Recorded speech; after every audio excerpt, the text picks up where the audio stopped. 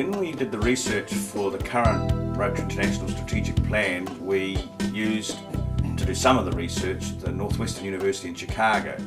And one of the key challenges they identified for Rotary going forward was this generational divide. I have been promoting around Australia and New Zealand the shift of culture from one of attendance to one of engagement. And that is, I think, part of this generational divide. There are a number of senior Rotarians who are very proud, quite correctly very proud, of their 100% attendance at Rotary.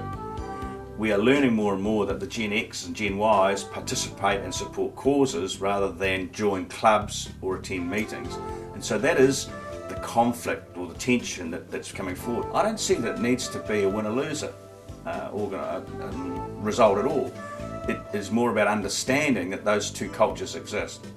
If we move to an engagement culture, which means we get people to participate and do the work, then the work of Rotary will be enhanced and will grow. And I don't think I know any Rotarian who's currently a 100% attender that would be against that. It's just how we get to that point.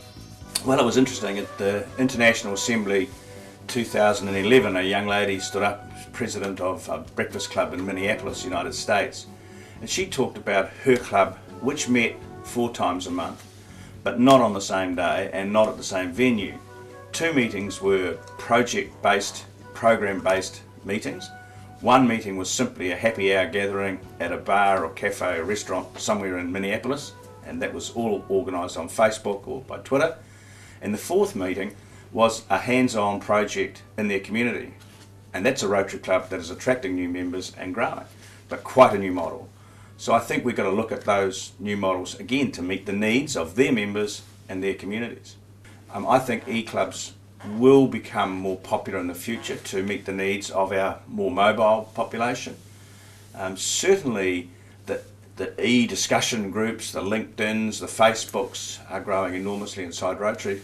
But I have been surprised at the slowness in the uptake of e-clubs. Maybe we'll see that in the 2012 through 2015 period, they will increase. First of all, the autonomy of clubs. I don't think anyone's arguing about that. We go back to my earlier statement that clubs should feel comfortable about acting the way that best meets the needs of their members and their communities. And therefore clubs will be quite different, and we need to recognise that. I think once clubs get a taste of the support that's able to be gained by working with other clubs, that changes quite quickly. But it won't work for all clubs. And so the quid pro quo here for me is hopefully the clubs that meet the needs of their members and their communities won't stop other clubs that will meet different needs for different members and different communities in their own part of the world. And that's really our challenge. We should encourage clubs to meet the needs of their members and their communities. So if your club is happy singing grace and singing national anthems and having a sergeant session and meeting in some dingy place because the meal's $12, then continue to do that if that's what your members want to do. But if your club doesn't want to do that, and your club doesn't want to have a top table, and your club doesn't want to sing grace, and your club doesn't want to have a guest speaker, your club doesn't want to have a meal, equally get on and do that. So I think it's meeting the needs of your members, and we should encourage clubs, we should empower clubs, we should give clubs the resources to do exactly that. Even given the internationality of Rotary, we need to simplify it. The example that I've been using is last year's International Assembly, where after a day's work, my new friend and colleague beside me said, "I've enjoyed your company, let's go and enjoy some fellowship in the House of Friendship." Instead of saying, "We've had a good day, let's go and have a beer," which is what we would say at work or at the golf club or anywhere else. Why is it different? I think we have to work really, really carefully at this area. Words like make-up and House of Friendship and other such Rotary words and the Rotary acronyms simply need to change. I get confused. Why is it that we business people leave their business hat at the door when they go into the Rotary meeting and start this Rotary speak? I even propose that we drop the word club. I think club's a word that doesn't mix well with our younger people, so why wouldn't I just be a member of Cromwell Rotary? Full stop. And I think we need to think about making sure that our language is contemporary and understood by everyone we speak to. We say we have trouble getting coverage in the press. Well, I'm not surprised if we send them a press release that's full of acronyms and funny talk.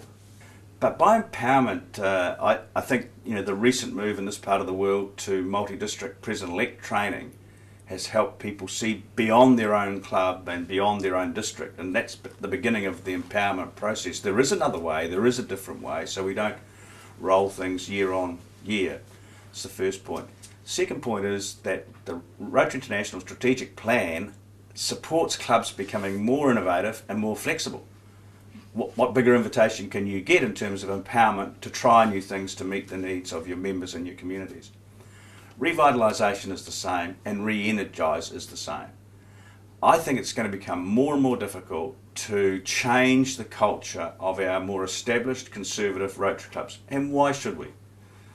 The people in those clubs, usually male, because the nucleus was formed before we had women members, have done superb work in their communities, and they are in their twilight years of their club, and friendship and comradeship and fellowship and all those words are much more important. Their working days might be over. But that's not to say that in that same community we couldn't have a new, revitalised, re-energised club full of young members to meet the needs of those people. So I don't think it's a clash, but Rotary needs to connect with that next generation. And to do that, we've got to make sure that we use contemporary language, we've got to make sure that we don't confuse them with acronyms, we've got to make sure we don't stifle their initiatives with rules for everything. So we need to change to accommodate those people. Again, that came out of the Northwestern University research, and one of the things they discovered was that in their view, Rotary clubs, and therefore Rotarians in those clubs, underestimated their mentoring capacity and capability. And this is something that some of our more conservative Rotary clubs can really help with, because we have usually a significant experience of business or professional experience in the room. And it was brought out to me simply by, Stuart, you probably don't recognise, but in your own community there are a number of people who just love the opportunity to have a beer and a chat with you, or a meal with you, just to hear what you're doing in Rotary, nothing more. Once you do that, then you can perhaps offer advice to younger people. Now, I think that is an opportunity that exists in all of our Rotary clubs, new generations through to the more conservative end. And we've just got to recognise that we have got those skills, and there is a need for mentoring in not just some, but all of our communities. There's an opportunity to mentor. I think the vocational component of Rotary is still really important.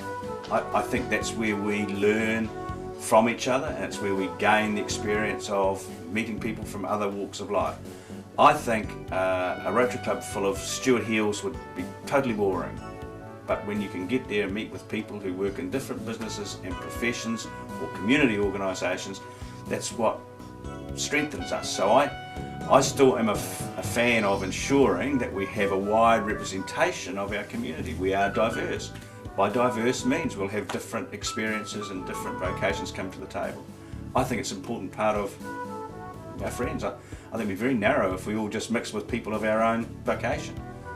I think the networking part of Rotary is underutilised.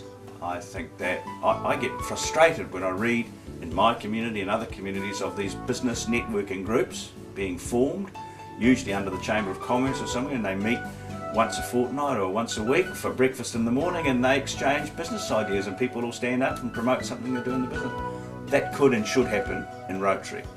Now, we didn't do that in the past, and that wasn't how we did Rotary, but if we're serious about vocational service in Rotary, and we're serious about vocational service in the 2010-2020 model, that vocational service is about networking and promoting people's businesses. So I think we've got to get over it and understand that's how the world works today. And if we want to represent our communities, then we've got to be better at networking.